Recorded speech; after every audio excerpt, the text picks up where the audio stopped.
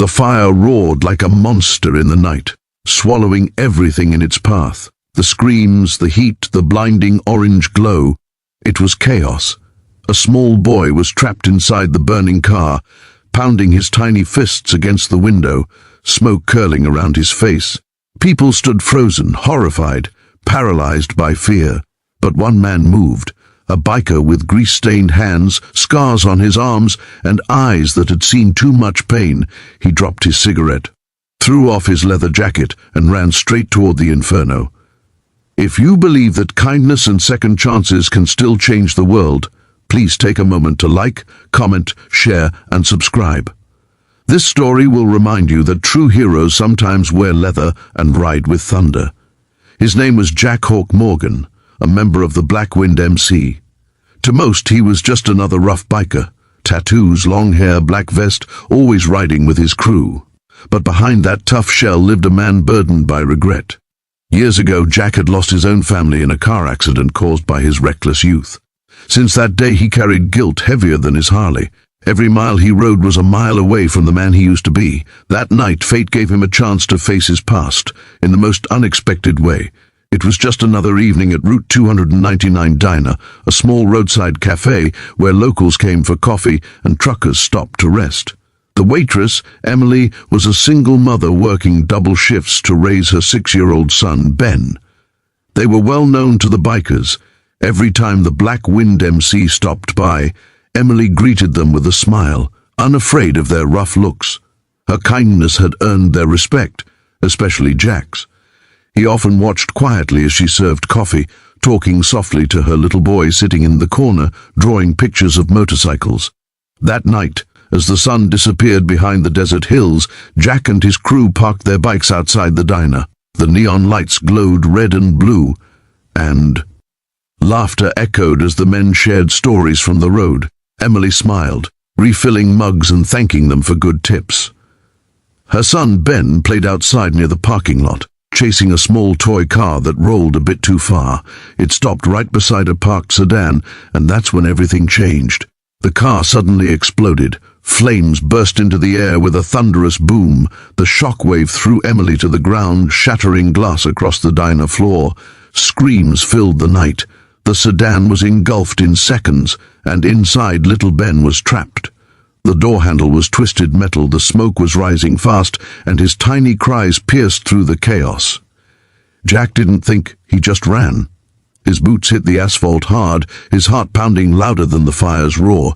The heat was unbearable, but he didn't stop.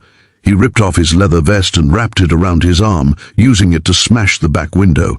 Flames singed his hair and scorched his skin, but he reached through the smoke, grabbed the boy, and pulled him out with all his strength.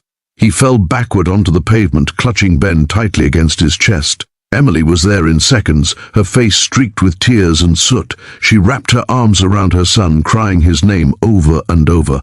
Jack lay on the ground, coughing from the smoke, his arms burned and bleeding. The other bikers rushed in with blankets and water, helping to smother the fire until the sirens wailed in the distance. The news spread fast. A biker had saved a little boy's life. For the first time, people didn't look at the Black Wind MC with fear or suspicion. They looked with gratitude. The next day, the diner was flooded with flowers, messages, and even local reporters. But Jack stayed quiet. He didn't do it for attention. He did it because, for the first time in years, he saw a chance to make things right. When he looked at Ben, he saw his own lost son, the one he never got to save.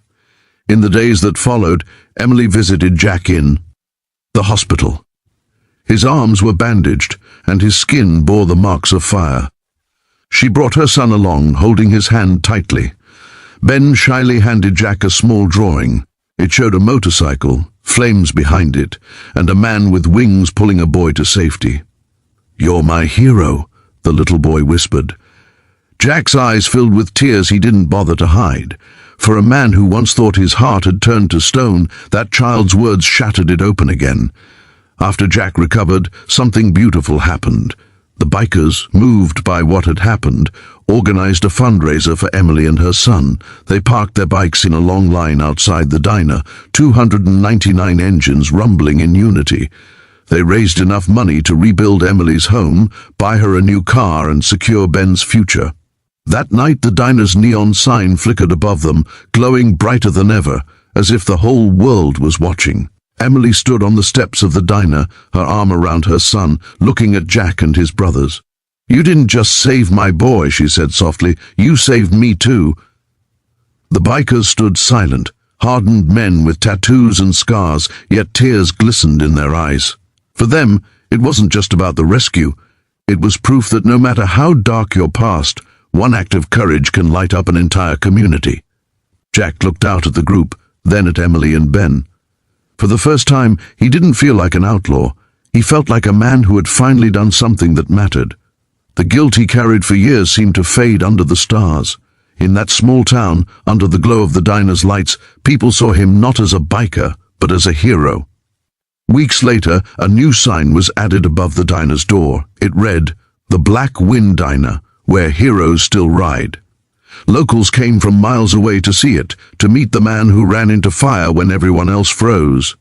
Emily kept working there, and Ben often played outside, waving at every passing motorcycle, knowing one of them might be Jack, and every evening before leaving, Jack would stop by for a cup of coffee, sit quietly at his usual spot, and smile whenever he saw that little boy laughing again.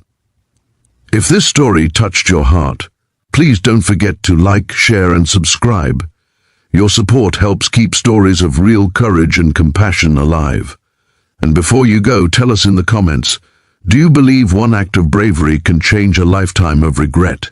Because sometimes the loudest thunder comes not from the sky, but from a biker's heart.